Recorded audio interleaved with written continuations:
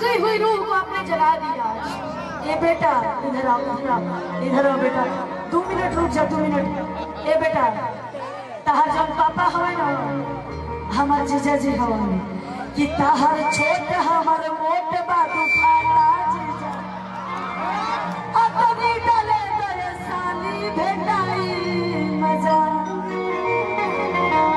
प्रेम से बोली शेरा वाली मैया की। जीजा साली भाई बहन जैसे होते हैं। मौसा मौसी को संभालिए, बस पर क्या मारा कहीं भी किसी पे भी गिर जा रही है कि सैया जाड़ा में। ए भाई बस करीब मौसी के नाम पे अब क्या करिएगा कि सैया जाड़ा में अरे कबना करैती न जाइले खका मोई कि क्या मोई तेसिया अरे काम यही हो और किया कवारी में कवारी में रतिया बितैती न जाइले खाता मोई। हमारे जितने भी दर्शक देख रहे हैं आपसे हाथ जोड़ के अपील है, ये वीडियो मेरी मौसी के घर पे भी जाने वाला है। तो हमारे भारतीय संस्कृति में एक कहावत है कि जब लड़का भी करने लगता है तो उनका बियाह कर देने के चाहिए। और लड़का में खेत बिगड़ा तब बियाह कहीं के आगे बिगड़ जाए। लेकिन इनको हम चाहेंगे कि इनका आप लोग शादी करवाइए। अगर कि हमारी पत्नी बनेंगी तो पता नहीं क्या करती है, मौसी बन गई है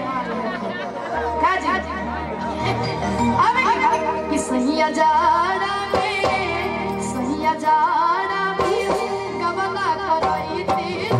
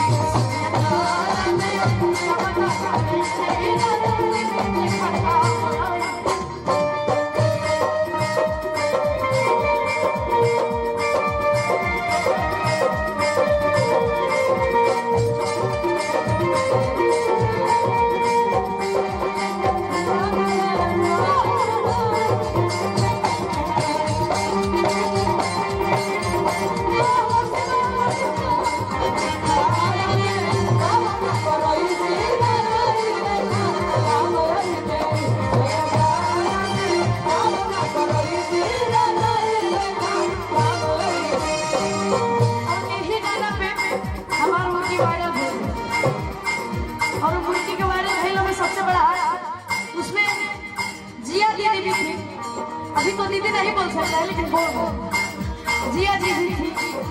और क्या इन्होंने मुर्गी मारा था, मुर्गी से वहां कई लोग मूर्छित और मरने भी वाले थे। लेकिन सबसे पहले ये लोग दिखाएंगे, उसके बाद लास्ट हम दिखाएंगे।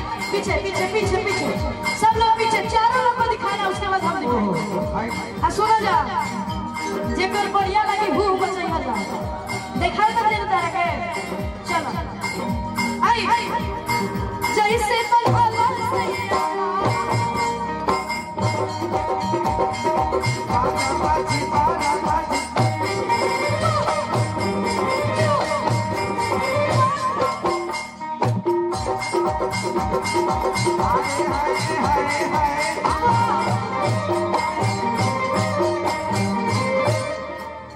अभी देखिए हमारे सीआईडी से भी आपको भी मुर्गी मारना है क्या? हमारे भैया बनाइए उनको। अच्छा इसलिए हमको मौसा बुला रहा है ना क्योंकि इनके मौसी हमको बहुत ज्यादा पसंद है। मौसी हमारी ज्यादा पसंद आ गई आपको? ऑलरेडी एक मौसी तो मन नहीं भर रहा आपका? हाँ जिया जी अब जरा आप आइए, अभी बार नहीं होना ढूंढी, ठीक बात नो ढुका ढुकी। चलिए आप पीछे चलिए मौसी जी पीछे चलिए, आप लोग भी पीछे चलिए। अगर मूर्छित नहीं होना चाहते तो पीछे चलिए सर, कल केस पे जाना है ना आपको। हाँ दया जी को भी लेके जाना है, तो पीछे हटिए जरा, नहीं तो आप भी मूर्छित खा के गिर जाइएगा। आइए कि जैसे